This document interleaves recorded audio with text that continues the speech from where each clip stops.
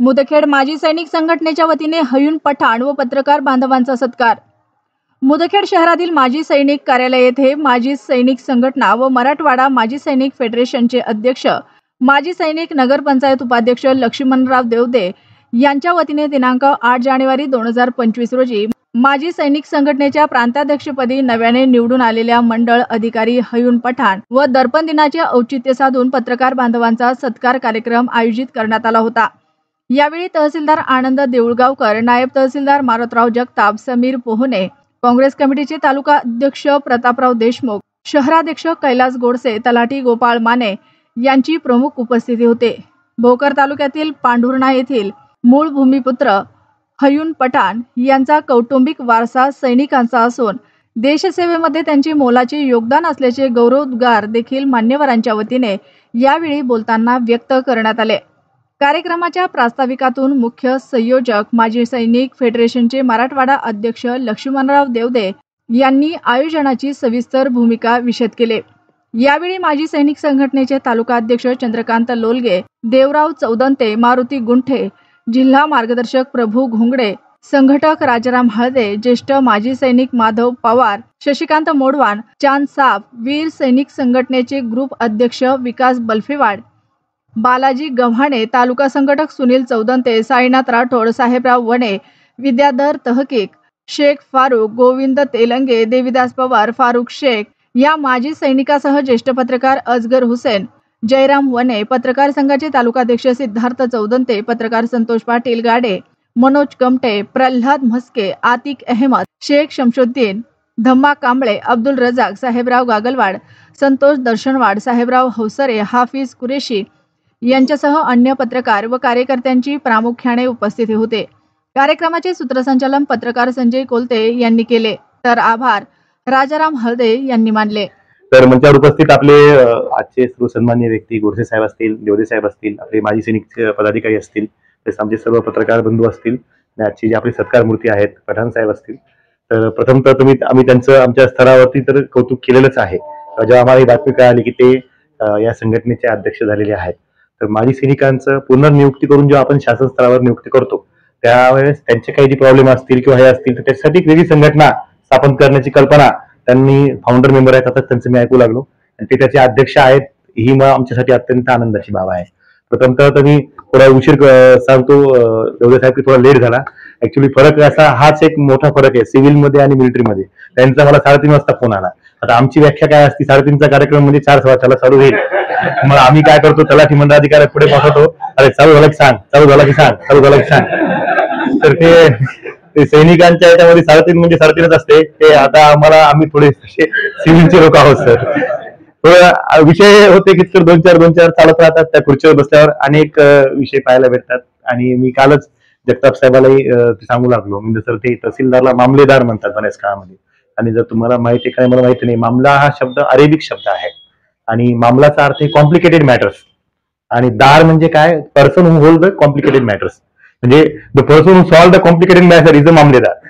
कधीच कोणतं सॅटर मॅटर येत नाही, काहीतरी भानगड काहीतरी विषय असतो। सकाळी एका रस्त्याच्या केसमध्ये गेलो, तिथेही वाद, ऑफिसमध्ये एक फार जुनी सिव्हिल मॅटर त्याचा विषय चालला होता, तर त्यामुळे थोडं मला यायला तिथे या ठिकाणी आपल्याकडे उशीर झाला। मला एक नेहमी कौतुक माजी सैनिकांच्या बद्दल सांगा असं वाटतं की जे आमच्या सर्व्हिसमध्ये आहेत, मी आतापर्यंत 3-4 तालुक्याचा तहसीलदार होतो, जिल्हाधिकारी कार्यालयात मी काम केलेलं आहे।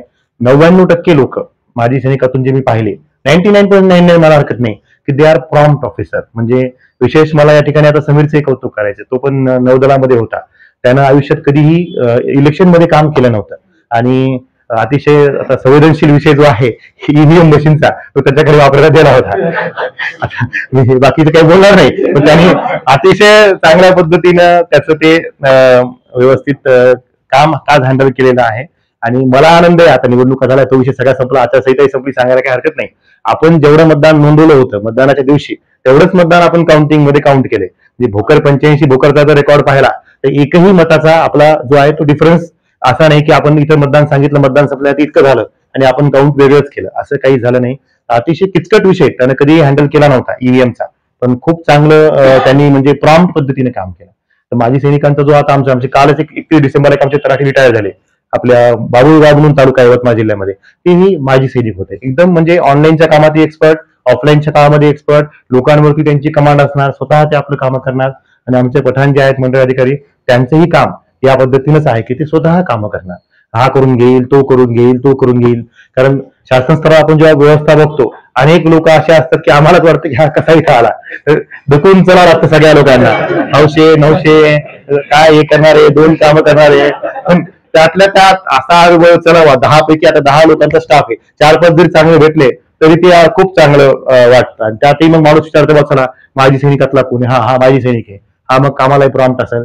माझे उमरखेडला मी होतो तिथले पुरवठ्याचे लोक जो कर्मचारी होता तो माजी सैनिक होता, त्याला तिकडेही पेन्शन भेटायची, इकडेही पेमेंट होतं त्याचा. म्हणजे असं लोक म्हणतात की डबल इकडे डबल, अरे डबल एका चौबल हा विषय वेगळा, पण तो काम ज्या उत्साहानं करायचा त्याची ती कौतुकास्पद त्यांची ती एकंदरीतच पूर्ण गोष्ट आहे. तर पठाणचं पण त्याच अनुषंगानं काम आहे. तर त्याच्याही भविष्याच्या कामासाठी आम्ही त्याला खूप खूप शुभेच्छा देऊ आणि त्याच्याकडून काम करून घेणार जबाबदारी आम्ही करूनच देऊ. तो काही विषय नाही, पण एक ऍक्टिव्हनेस असतो. आता असं आपलं नियोजन चाललंय, अजून तो फायनल झालं नाही की राज्यस्तरीय ज्या विभागीय महसूल आपल्या क्रीडा स्पर्धा असतात महसूल खात्याच्या, त्यावेळेस नांदेडला घ्यायच्या असा प्रस्ताव विभागीय आयुक्त साहेबांनी शासनाला पाठवलाय. कदाचित तो मंजूर होईल. तर पठाणचं मी काल ग्रुपवर ऐकू लागलो की आमचे जे आदरणीय आरडी सर आहेत, वडतकर साहेब, की आम्ही तुम्हाला पूर्ण पाठिंबा देऊ, तुम्ही तो करा.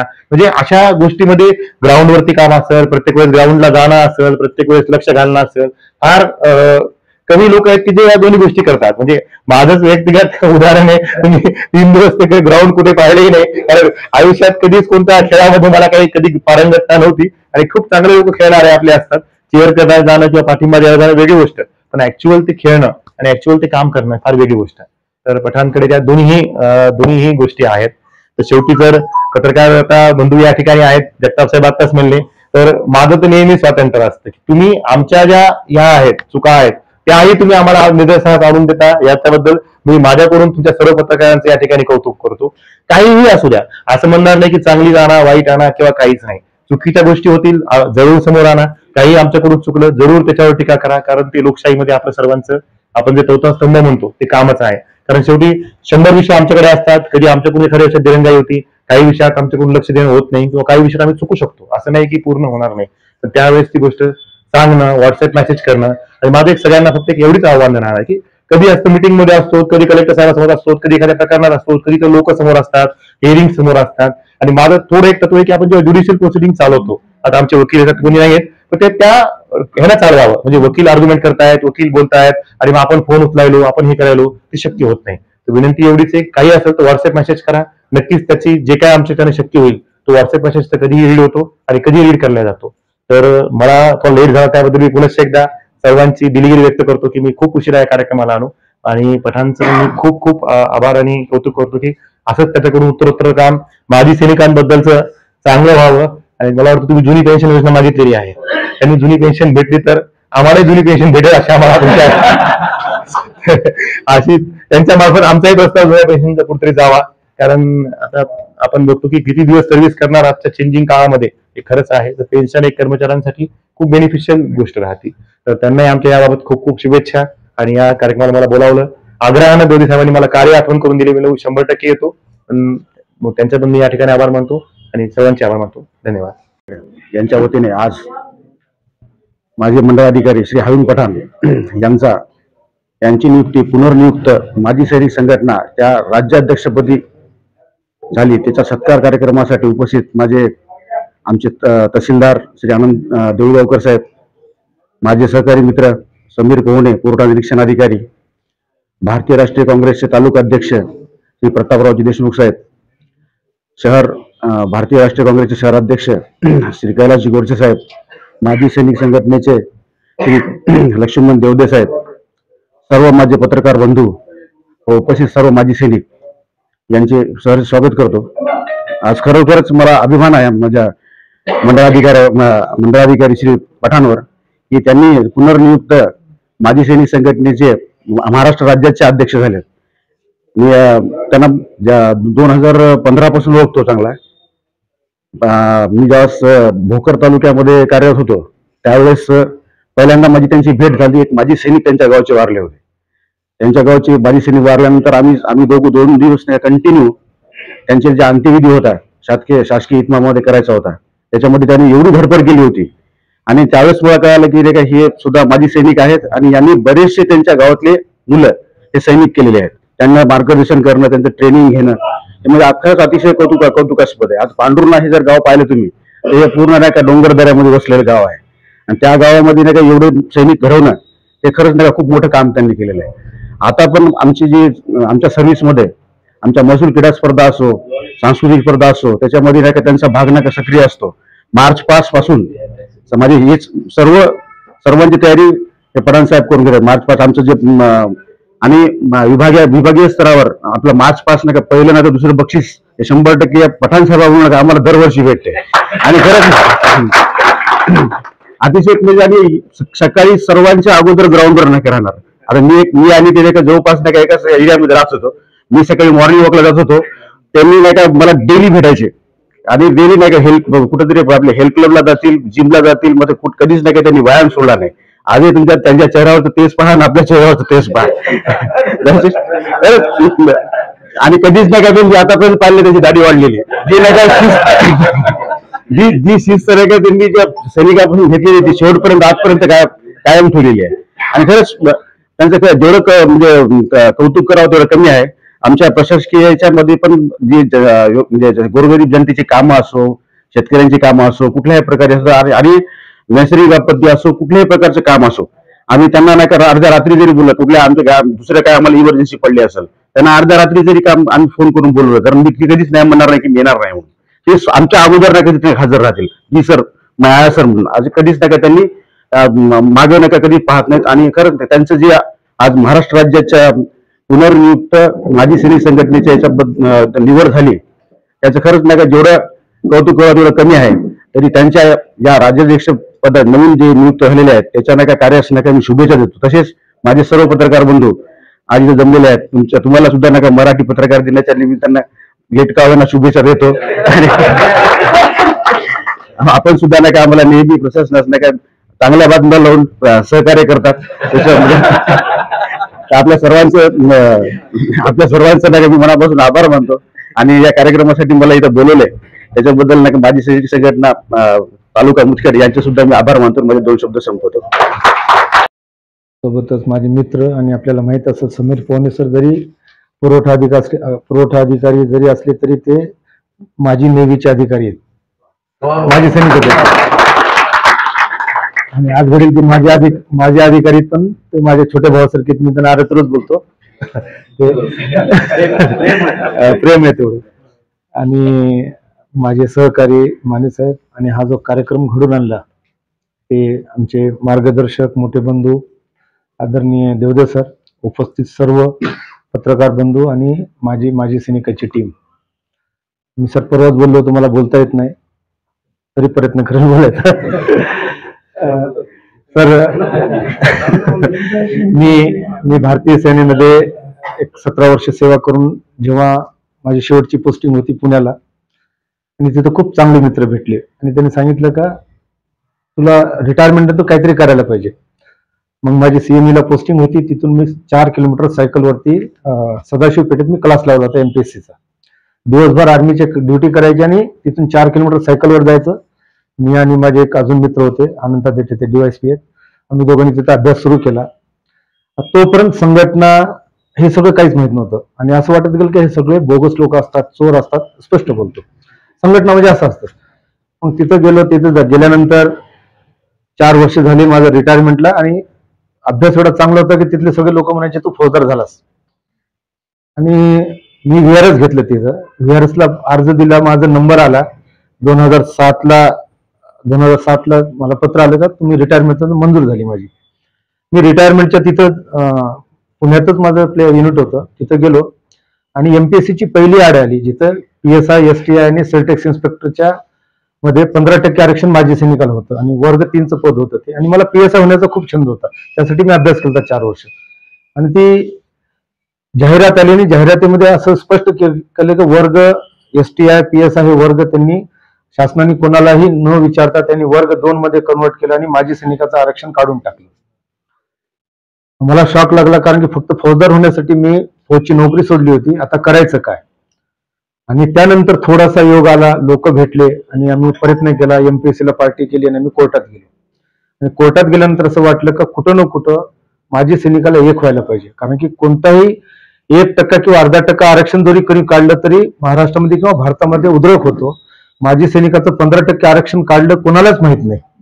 आणि तेव्हा असं कळालं का आपल्याला कुठं ना कुठं एक व्हायला पाहिजे आणि प्रयत्न सुरू केले. अभ्यास कामाला आला.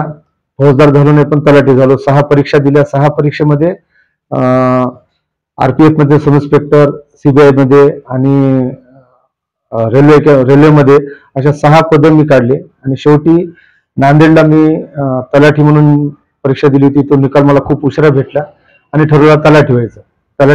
तलाठी झाल्यानंतर असं कळालं की आपल्याला कुठं ना कुठं एक व्हायला पाहिजे, सगळ्यांनी एक व्हायला पाहिजे. प्रॉपर नांदेड भेटलं. तिथं काही चांगले लोक भेटले आणि माजी सैनिकाला सामान्य लोकांसारखंच पगार सुरू केला आणि ज्यांना आतापर्यंत पगार घेतलं होतं ते रिकव्हरी सुरू केली. तेव्हा असं लक्षात आलं की आपल्याला एक व्हायला पाहिजे. मी आणि मेजर कुलते, जे सध्या आपण ऐकलं असेल भोसला मिलिटरी स्कूल खूप मोठी नाशिकची, त्यांचे डायरेक्टर होते मेजर कुलते साहेब, त्यांच्याशी भेट झाली आणि आम्ही प्रयत्न केला. 10-15 लोक एक झालो आणि बघता बघता आम्ही महाराष्ट्रातले लोक एकत्रित केले आणि आम्ही एकत्रित होऊन मंत्रालयात गेलो. अजितदादा पवार त्यावेळेस वित्तमंत्री होते. त्यांच्या सैन्यात तो GR रद्द झाला होता. त्यांच्याशी अप्रोच केलं आणि त्यांनी सांगितलं तुम्ही एकटे येऊ नका, तुम्ही संघटित व्हा. मग आम्ही तात्पुरती संघटना तयार केली आणि तिथे गेलो आणि 6 महिन्यात तो पहिला GR आम्ही रद्द करायला लावला. आणि तेव्हाच अख्ख्या महाराष्ट्राला कळालं, सैनिकाला कळालं का संघटित झाल्याशिवाय तुमचे प्रॉब्लेम सॉल्व्ह होणारच नाही. आणि तेव्हा ह्या संघटनेचा जन्म झाला. त्या संघटनेचा मी संस्थापक सदस्य होतो आणि बघता बघता ही संघटना खूप मोठी झाली. आज घडीला 33 जिल्ह्यामध्ये ही संघटना आहे. आमच्या संघटनेमध्ये शिपायापासून डिप्टी कलेक्टर किंवा ऍडिशनल सेक्रेटरी पण आमच्या संघटनेमध्ये सदस्य आहेत. आणि आपल्याला अभिमानानं सांगतो, सेनेमध्ये जो नायक होता किंवा शिपाई होता किंवा हवालदार होता, आज घडीला तो होम DYSP आहेत, DYSP आहेत आणि PSI तर PI तर आहेत. एवढं आमच्यामध्ये टॅलेंट आहे. आणि आज घडीला जेव्हा मागच्या 10 वर्षापासून मी नांदेडला आलो आणि मी प्रयत्न करायचो का जो माजी सैनिक रिटायर होतो त्यांना पकडायचं, त्यांना बोलायचं, कारण की सेनेमध्ये 17-18 वर्षात जातो, त्यांना बाकीचा अनुभव नसतो आणि जेव्हा तो निवृत्त होतो तर त्याला सिव्हिलचा इथला काहीच अनुभव नसल्याने त्याला खूप प्रॉब्लेम येतात. त्याच्यामुळे आम्ही आमचा स्टार्ट पण आम्ही ठरवलं का ते आल्यानंतर त्यांना मार्गदर्शन करायचं आणि सगळ्यात पहिलं तो नागरी सेवेमध्ये कोणत्या पद्धतीने जाईल त्याचा आम्ही प्रयत्न करतो. आणि आदरणीय सर आपल्याला अभिमानानं सांगतो 2010 पासून आजपर्यंत देवदेव साहेबांना माहिती आहे नांदेड जिल्ह्यामध्ये एकही माजी सैनिकाची जागा रिक्त गेली नाही. आपले माजी सैनिक तिथं पुनर्नियुक्त झालेले आहेत आणि हीच प्रथा अख्ख्या महाराष्ट्रामध्ये झालेली आहे. आज संघटना एवढी मजबूत झालेली आहे का जेव्हा प्लॅनिंग चालते मंत्रालयामध्ये तेव्हा आम्हाला बोलवतात. आणि आता सरांनी सांगितलं सर आमचं रक्त एक आहे, आम्ही जात धर्म कधीच बघितला नाही. आणि याचीच परिस्थिती अशी आहे का मला राज्याध्यक्ष बनवण्यामध्ये बाजीराव देशमुख सांगलीचे, माझे वरिष्ठ मित्र भुजबळ साहेब मंत्रालयामध्ये डेस्क ऑफिसर आहेत ते, बाळासाहेब जाधव पुण्याचे आणि कमलाकर शेट्टी नांदेडचे, अशा लोकांनी प्रयत्न केलं, त्यांनी मला पुढे केलं. माझी परिस्थिती नव्हती आणि हिंमत पण होत नव्हती, कारण की मी नागरी सेवेत सेवा करतो, मी मंडळ अधिकारी आहे. माझ्यावरती ज्या डिपार्टमेंट करून मी पगार घेतो, माझं घर चालतं, ते काम करणं, ते ड्युटी करणं माझं प्रथम कर्तव्य असं मला वाटतं. गोरगरीब शेतकऱ्यांचे काम करणं. आणि मी जर राज्याध्यक्ष झालो तर माझ्या कामावरती त्याचा इफेक्ट होईल. मी आजपर्यंत चांगला तलाठी होतो, चांगला मंडळाधिकारी होतो, परंतु जेव्हा राज्याची डोर माझ्याकडे येईल, मला जावं लागतील, तर मी विचार करत होतो की माझ्याकडून शक्य होईल का, माझ्याकडून मी ज्या कामासाठी मूळ बेसिक काम आहे ते माझ्याकडून होईल का. तेव्हा माझ्या सगळ्या मित्रांनी वगैरे सांगितलं की नाही करता येईल तुला, तू शक्य करून दाखवतोस. आणि सगळ्यांनी विनंती केली, सगळ्यांनी आग्रह केला आणि मी माझा फॉर्म भरला. तर या संघटनेमध्ये पूर्णतः निवडणूक आयोगाचे नियम लागू होते. यादी प्रसिद्धी झाली, यादीवरती छाननी झाली, मतदाराच्या याद्या झाल्या आणि योग्य पद्धतीने असे शेगावच्या गजानन महाराजाच्या नगरीमध्ये निवडणूक झाली. माझ्या विरोधात खूप चांगले लोक होते संघटनेमध्ये, खूप चांगले लोक, त्यांचं खूप मोठं काम आहे. एक तर प्रकाश कुलकर्णी साहेब होते औरंगाबादचं, त्यांचं जर बघितलं तर त्यांची अकॅडमी आहे, त्यांचं खूप मोठं काम आहे. परंतु सगळ्या लोकांनी माझं काम बघितलं, मला बघितलं. आणि सर मी पहिले पण सांगतो का सैनिक हा माझं कुटुंब आहे. माझं कुटुंब म्हणजे आमचं कुटुंब एकच आहे, कारण की आम्ही सहसा नॉर्मल लोकांमध्ये ऍडजस्ट होऊ शकत नाही. आमचा विचारधारा, आमचं सगळं एक असते. आणि मला तिथं निवडून दिलं आणि निवडणूक झाल्यानंतर जवळपास 15 मिनिटं लोक टाळ्या वाजवत होते. मला असं वाटतं की मी आजपर्यंत जे प्रयत्न केले ते सफल झाले. आणि आमचे बाजीराव देशमुख साहेबांनी तिथं सांगितलं होतं की पठाण तू नाही जीता, हमारा हिंदुस्तान जीता, हमारा इंडियन आर्मी जीती. आपण इथं मला बोलवलात, माझा सत्कार केलात. पत्रकार बंधू, मी मागच्या 5 वर्षापासून आपल्या सोबत आहे. आपण माझा सत्कार केलात. माझे वरिष्ठ, आमचे कुटुंब प्रमुख सर इथं आले. मी हे आपले उपकार मानतो, आपल्या ऋणात राहील आणि भविष्यामध्ये सैनिकाला, माझी किंवा आजी सैनिकाला सन्मानपूर्वक जीवन जगण्यासाठी जे जे प्रयत्न करता येईल ते करण्याचा मी प्रयत्न करेन. धन्यवाद सर. पुरवठा विभागाचे नव्यानेच नियुक्त होऊन आलेले आमचे नायब तहसीलदार साहेब, काँग्रेस पक्षाचे तालुका अध्यक्ष प्रतापरावजी देशमुख साहेब, मुदखेड काँग्रेस पक्षाचे शहर अध्यक्ष कैलास पाटील गोडसे साहेब, या कार्यक्रमाला उपस्थित असलेले आमच्या मुदखेडचे मनमिळावू तलाठी माने साहेब, या कार्यक्रमाला उपस्थित असलेले आमचे ज्येष्ठ पत्रकार असगर हुसेन साहेब, संजय कोलते साहेब, गाडे पाटील, सर्वांचे नाव घेत बसलं तर वेळ जास्त होईल. मी सर्व पत्रकार बांधवांची माफी मागतो आणि माझे 2 शब्द व्यक्त करतो. खरं तर आजचा जो सत्कार आहे तो अशा व्यक्तीचा सत्कार आहे,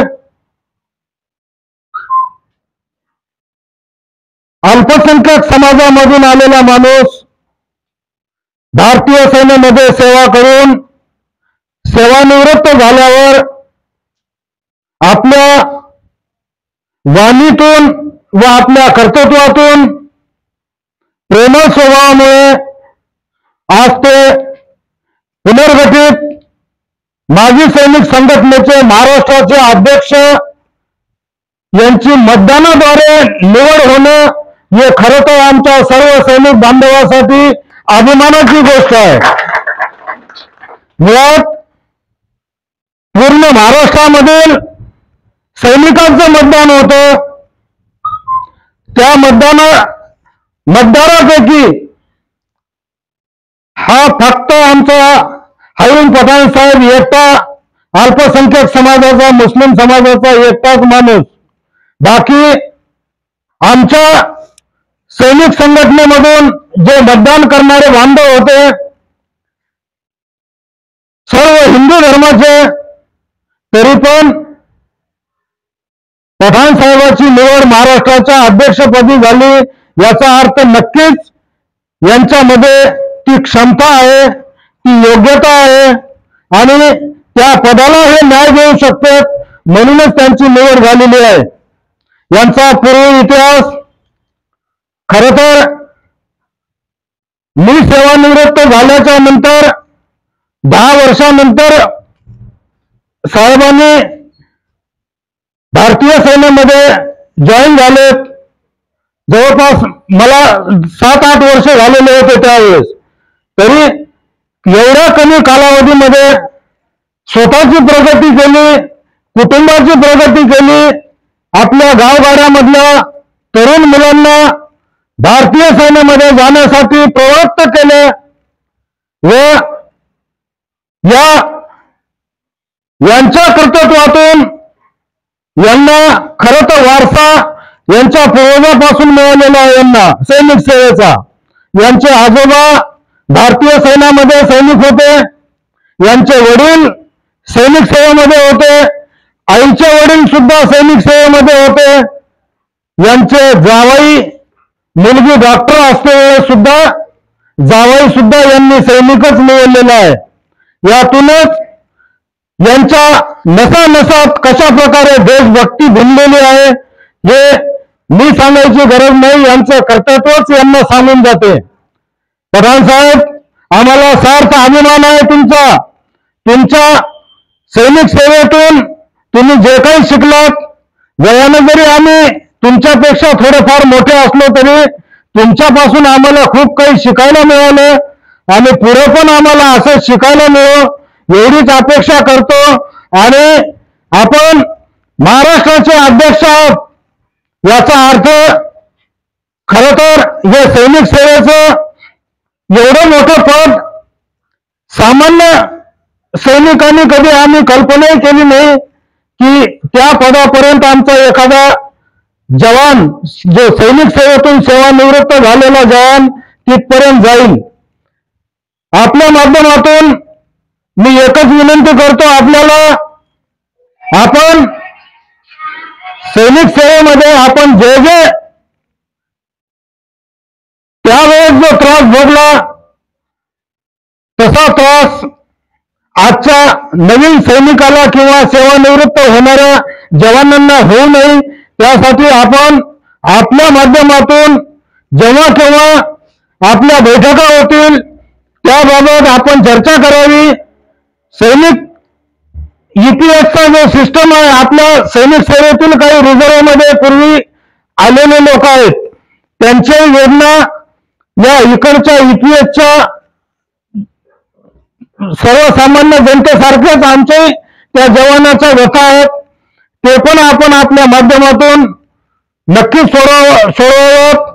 आणि सेवानिवृत्तीनंतर जो सैनिक सेवा संपल्यानंतर इकडच्या सिव्हिल सेवेमध्ये जॉईन होऊन सेवा करतोय, त्यांच्यासाठी आपण जेवढा वेळ देणार तेवढाच वेळ आमच्यासारखे जे रिकामे माजी सैनिक आहेत त्यांच्याही भल्यासाठी आपण कार्य करत राहावं, एवढीच मी आपल्याकडून अपेक्षा करतो आणि थांबतो. जगताप साहेब, काँग्रेसचे तालुकाध्यक्ष देशमुख साहेब, शहर काँग्रेसचे अध्यक्ष कैलासअण्णा गोडसे, आजचे कार्यक्रमाचे प्रमुख पाहुणे, पुरवठा अधिकारी माजी सैनिक सोनवणे सर, पवने सर, आणि आजचे सत्कारमूर्ती आमचे पठाण सर, महाराष्ट्र प्रदेश अध्यक्ष पुनर्नियोजित सैनिक संघटना यांच्यातर्फे सरांचं महाराष्ट्राला प्रतिनिधित्व करण्यासाठी सैनिक संघटनेमधून आणि मुदखेड तालुक्यामधून ग्रामीण भागामधून जे प्रतिनिधित्व करण्याचा योग पठाण सरला मिळाला, याचा सार्थ अभिमान आमच्या मुदखेड तालुक्याच्या पूर्ण सैनिक संघटनेला आहे. याबद्दल मुदखेड तालुका सैनिक संघटनाच्या वतीनं मी पठाण सराचं टाळ्या वाजवून स्वागत करण्याचा आनंद करतो. आणि दर्पण दिनाच्या निमित्त सर्व तालुक्यातील पत्रकार बांधवांचे स्वागत करण्याचा योग आमच्या सैनिक संघटनेला लाभला, त्याबद्दल आवर्जून सर्व पत्रकार बांधव उपस्थित झाले, त्याबद्दल सर्वांचे हार्दिक हार्दिक अभिनंदन. आणि आमच्या मुदखेड तालुक्यातील सर्व सैनिक बांधव वेळेवर उपस्थित होऊन सर्वांनी कार्यक्रमाचं नियोजन केलं, त्याबद्दल सुद्धा सर्व सैनिक बांधवाचे हार्दिक अभिनंदन. या कार्यक्रमाची रूपरेखा सैनिक संघटनेला प्रतिनिधित्व करण्यासाठी एवं पठाण सरांचं जे प्रतिनिधित्व करण्याचा योग आणि त्यांच्या कार्याचं परत मी रिपीट करण्याची आवश्यकता नाही. मस्के सरनं सांगितले, देवदे साहेबांना सांगितलेले आहेत, देसाई सरनं सांगितलेले आहे. म्हणजे खूप चांगलं काम आहे. आणि फक्त मला आवर्जून एक सांगावं वाटतंय सर, मुदखेड तालुक्यामध्ये असं 4 तालुक्यामध्ये म्हणजे यंगस्टर भरपूर आहेत आणि नवीन सैनिक संघटनेमध्ये जाण्याची खूप इच्छा आहे. तर प्रशासनाच्या वतीने जसं किनवटला जे सेंटर चालवतात म्हणजे महसूल विभागाचे, तर तसं आपल्या मुदखेडला एक सेंटर पॉइंट पडतंय. तर असं एक इथं सेंटर चालवलं पाहिजे, ज्याची सोय झाली पाहिजे आणि जे लोक नांदेडला जाऊन शिकू शकत नाहीत त्यांचं एक इथं चाललं पाहिजे. ऑलरेडी आपल्याकडे ग्राउंड आहे, नगरपालिकेचं आहे, तिथं नाही जमलं तर बाकी जागा आहे. आणि आपल्या तालुक्यामधून प्रतिनिधित्व करण्यासाठी सैनिक संघटनेचे अनुभवी लोक आहेत तिथं, ते काही मदत करू शकतात. काही तुमचा अनुभव आहे, काही शिक्षक आहेत ज्यांचं जनरल क्वेश्चन पेपर वगैरे करण्यासाठी, तर त्याचं प्रतिनिधित्व सरांना मी जगताप सरला आणि पठाण सरला एक आवर्जून सांगावं असं वाटतं की नवीन येणाऱ्या पिढीला सुद्धा सैनिक संघटनेबद्दल महत्व तुम्ही सांगतायत आणि तसंच पुढे प्रतिनिधित्व अजून करून येणाऱ्या यंगस्टरला देश सेवेबद्दल आपण प्रवर्त केलं पाहिजे. एवढंच बोलून मी माझे भाषण संपवतो. धन्यवाद. नायब तहसीलदार जगताप साहेब, पुरवठा अधिकारी पवने साहेब, तसेच आजचे सत्कारमूर्ती तळ अधिकारी आणि ज्यांची नियुक्ती झाली नव्याने प्रदेशाध्यक्ष आपले मोहन पठाण साहेब, त्यांनी एक हा कार्यक्रम आयोजित केले. असे या नगरीचे माजी नगराध्यक्ष, उपनगराध्यक्ष लक्ष्मणरावजी देवरे साहेब, काँग्रेस कमिटीचे शहराध्यक्ष शनी मित्र कैलासना गोडसे, तसेच आत्ताच ज्यांनी चांगल्या पद्धतीचे या ठिकाणी सूत्रसंचालन केलं आमचे सर्वांचे स्नेही जिल्ह्याचे माजी जिल्हा पत्रकार संघाचे संजयजी कोलते, तसेच आमचे ज्येष्ठ मार्गदर्शक आमचे अफजल हुसेन साहेब, मनोजजी कमटे, संतोषजी गाडे आणि पत्रकार संघाचे तालुका अध्यक्ष सिद्धार्थ चौदंते, सर्व पत्रकारांचे नाव घेण्यावर सर्व पत्रकार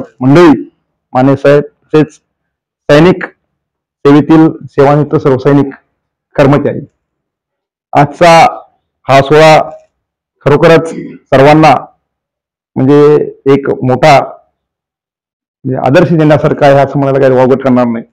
आता सांगितल्याप्रमाणे देवरे साहेबांनी सांगितलं की मुस्लिम प्रतिनिधित्व करताना एकच माणूस असताना सैनिकांनी हा केला.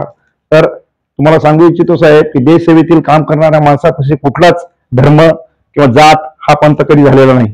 आणि त्याचंच एक चांगलं उदाहरण हे आपल्या ह्युमन पठाण साहेबांची जेव्हा प्रदेशाध्यक्षपदी निवड झाली तर हा भाईचारा तुम्ही तो पहिलेच जोपासलेला आहे, याच्या पुढे जोपासणार याच्यात काही शंकेचं कारण नाही. आणि या निमित्तानं सांगू इच्छितो यांचा जेव्हा जेव्हा माजी सैनिक संघटनेशी आमचा सर्वांचा संबंध आला त्यावेळेस यांचे जे उपक्रम आहेत खरोखरच कौतुकास्पद आहेत आणि नुसते कौतुकास्पद नाहीत तर इतरांना आदर्श घेण्यासारखे आहेत. जगताप साहेब यांनी मागे बहुतांश म्हणजे या ठिकाणी ज्या घटना घडल्यात त्यांच्यावर संकटाची वेळ आली, अशा संकटातील बऱ्याच कुटुंबांना, त्या कुटुंबातील मुलांना शिक्षणाची वारसे म्हणजे दत्तक घेण्याची प्रथा माजी सैनिक संघटनेकडे चांगल्या पद्धतीची आहे. त्यापेक्षाही यांचे चांगले सामाजिक कार्य उपक्रम याही पेक्षा कौतुकास्पद आहे आणि हा वारसा याच पद्धतीने चालावा. आणि यांच्या संकल्पनेतून आता तर साहेब आपले प्रदेशाध्यक्ष पदावर गेलेत, त्यांना या निमित्ताने मी सांगू इच्छितो की ही जी मोठ आहे ही फक्त मुदखेड तालुक्यातलीच नव्हे आता परदेशावर गेली आणि हीच सातत्याने टिकून राहावी ही अपेक्षा व्यक्त करतो. आणि या निमित्ताने सर्व पत्रकार संघाचाही आमचा सन्मान केला त्याबद्दल मी माजी सैनिक संघटनेचा खरोखरच म्हणजे आभार व्यक्त करतोय. आणि सर्वांच्या वतीने पुनश्च एकदा आमच्या सर्व पत्रकार संघाला सन्मानित करून दिनानिमित्त आमचं कौतुक केलं आणि सन्मान केला त्याबद्दल त्यांचे आभार मानतो. आणि या निमित्ताने पुनश्च एकदा आमचे ह्युमन पठाण साहेब यांना विनंती म्हणजे शुभेच्छा देतो आणि परदेशावर आमच्या मुदखेड तालुक्याचा जो संघटन आहे तो खरोखरच नावलौकिक होईल अशी अपेक्षा व्यक्त करून मी माझी रजा घेतो. जय हिंद. माझे ज्येष्ठ मार्गदर्शक मराठवाडा संघटनेचे फेडरेशनचे मराठवाडा अध्यक्ष व त्यांचे पूर्ण माजी सैनिक व पत्रकार संघाचे अध्यक्ष सिद्धार्थ चौंते, संचलन करणारे आमचे कोलतेजी, मनोज दादा, अजगर हुसेन साहेब, संतोष पाटील, मस्केजी व सर्व पत्रकार बांधव, रज्जाक भाई, आज खरं म्हणजे साहेबांचे विशेष अभिनंदन करावं लागेल की एक संघटनेच्या माध्यमातून प्रशासकीय अधिकारी व पत्रकार या दोघांचा समन्वय घडवून आणून हा सत्कार घडवलाय. त्याचं विशेष अभिनंदन करतो साहेबांचं. आणि कारण का हे योग येत नाहीत बरोबर. आता पत्रकारांचा आम्ही पत्रकार दिन वेगळा सत्कार केलाय आणि पठाण साहेबांचा वेगळा सत्कार केला असं ते म्हणजे कॉम्बिनेशन झालं नसतं. पण आज असा योग आणला साहेबांनी घडून की एक तर प्रशासकीय अधिकारी म्हणून आणि फेडरेशनचे अध्यक्ष म्हणून आणि पत्रकार बांधवाचा दर्पण दिनानिमित्त हा सत्कार घेऊन आणला म्हणजे साहेबांचं विशेष अभिनंदन करतो. आणि साहेबांच्या विषयी आता सर्व गोष्टी झाल्यात. हो टीमचं तुमच्या माजी सैनिक आहेत. आता मी एक अभिनंदन करतो साहेबांचं. एक निवड म्हणजे एक सामाजिक सलोखा टिकवण्याचं एक ज्वलंत उदाहरण समजतो. कारण का अल्पसंख्याकांचा माणूस मराठवाड्याचा अध्यक्ष होणं आणि महाराष्ट्राचा अध्यक्ष होणं आणि आमच्या इथे धनगर समाजाचा तालुका मराठवाडा अध्यक्ष होणं आमचं भूषण आहे. आणि ही जोड अशी जमली की साहेब आणि देवरे साहेब आणि पठाण साहेब अशी जोड जमली की त्यांना म्हणजे चॅलेंज नाही. आता एक हळदी सरांनी एक सूचना केली की चांगली सूचना आहे. मी जेव्हा युवक काँग्रेसचा अध्यक्ष होतो आमचे मनोज दादा एक आहेत तेव्हा मी ट्रेनिंग सेंटर MD पाटील जेव्हा होते नाही MD पाटील आपले मोहनराव पाटील जे रिटायर्ड हे होते कमिशनर ते आणि मोहनीस जोशी साहेब म्हणून त्यांनी आमच्या माध्यमातून ट्रेनिंग सेंटर काढलं होतं. त्याची मला एक आठवण आली म्हणून सांगलं साहेबांना की तुमच्या जो टीम आहे साहेब आहेत, साहेब नेहमीच म्हणतात आम्हाला काहीतरी काम लावा. देवे साहेबाचं ग्राउंड आहे, प्ले ग्राउंड आहे आणि टीम चांगली आहे साहेबाकडे. म्हणजे अजूनही रिटायर झाल्यासारखं कोणीच वाटत नाही, एखादाही जवान वाटत नाही मला की रिटायर झालाय. त्याची अजून कार्यक्षमता आहे 7-8-10 वर्षाची. साहेब आहेत, ट्रेनर साहेब आहेत, नाईक साहेब, सगळी टीम आपल्याला चांगली आहे योगायोगाने. आणि तेही साहेबांनी विचार केला तर आम्ही सर्व आमच्या मदतीने आम्हाला काय लागेल आमच्या माध्यमातून तर आम्ही सहकार्य करण्यास तयार आहोत. आणि एक सूचना वजा म्हणजे सूचना चांगली आहे, त्यामुळे साहेबांनी आमच्या सगळ्याच्या माध्यमातून जमलं तर चांगलं होईल. आणि साहेबांना एकदा पुनश्च महाराष्ट्र अध्यक्षपदी निवड झाल्याबद्दल त्यांचंही अभिनंदन करतो आणि सर्व पत्रकार बांधवांचं दुसऱ्यांदा अभिनंदन करतो की त्यांनी आम्हाला सर्व गोष्टीने सहकार्य, प्रसिद्धी आणि जे काही समाजात चुकीच्या गोष्टी आहेत ते मानतात आणि जे काही चांगल्या गोष्टी आहेत ते मानतात.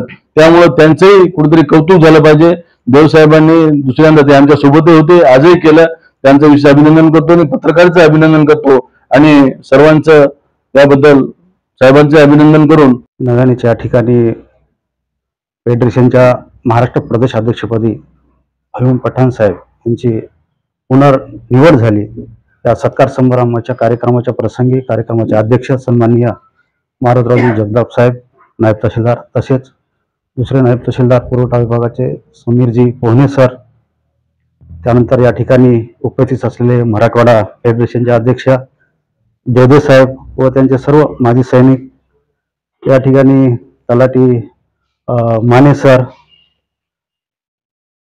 आपले काँग्रेस पक्षाचे तालुका अध्यक्ष तसेच आमचे मार्गदर्शक पत्रकार संघाचे प्रतापरावजी देशमुख साहेब, शहराध्यक्ष काँग्रेस पक्षाचे कैलासअण्णा गोडसे व सर्व आमचे मार्गदर्शक पत्रकार संघाचे सर्व पदाधिकारी, पत्रकार बांधव, खरोखरच सैनिक म्हणल्याच्या नंतर या ठिकाणी की त्यांच्या पुढे आताच देशाने सांगितलेल्या पद्धतीने जात, धर्म, पंथ जर त्या सैनिकात शिरला तरच खरं आपण शिल्लक राहू शकत नाही.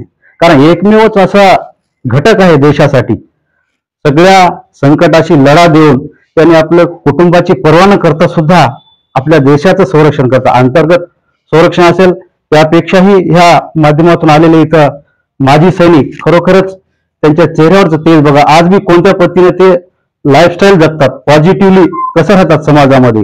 आणि त्यांचंच एक उदाहरण म्हणून सरांनी रिटायरमेंट झाल्याच्या नंतर सुद्धा महसूल विभागामध्ये म्हणा, तहसीलच्या विभागामध्ये त्यांनी सर्व्हिस केली. त्यांची काम करण्याची पद्धत आहे.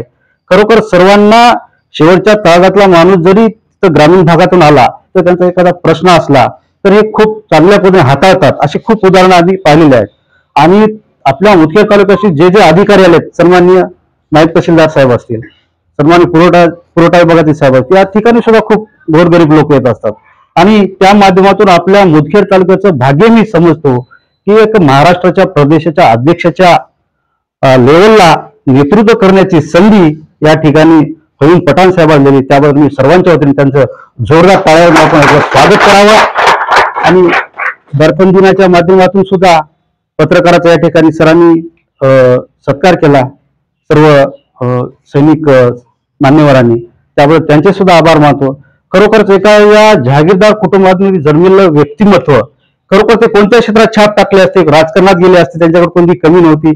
चांगल्या परिवाराची शिकवण होती की देशसेवेची, देशभक्तीची. त्यांना आनुवंशिक जे शिक्षण आलं, खरंच सरांनी आधी सांगितल्याबद्दल त्यांची जावई सुद्धा सैनिक आहेत. आणि बाहेर देशामध्ये आंतरराष्ट्रीय लेवलवर सगळे त्यांचे परिवारातले सुद्धा काही चांगल्या पदावर कार्यरत असे अधिकारी आहेत परदेशामध्ये. तर खूप मोठं सराकडून या ठिकाणी शिकण्यासारखं आहे. गाव पातळीवर सुद्धा अनेक युवकांना त्यांनी देशसेवेचे धडे देऊन देशसेवा करण्यासाठी प्रवृत्त करतात आणि मार्गदर्शन करतात. ते चांगल्या समाजसेवेच्या कार्यामधून त्यांचं हे उदाहरण आपल्या सर्वांसाठी, आपल्या तालुक्यासाठी महाराष्ट्रामध्ये गौरवशाली ठरो. पुनश्च मी सरांना या ठिकाणी आपल्या सर्वांच्या वतीने मी शुभेच्छा देतो. आपली भावी कार्यामध्ये समाजसेवा जास्तीत जास्त प्रमाणात घडावी हेच शुभेच्छा देऊन माझे 2 मनोगत या ठिकाणी संपवतो. जय हिंद, जय महाराष्ट्र.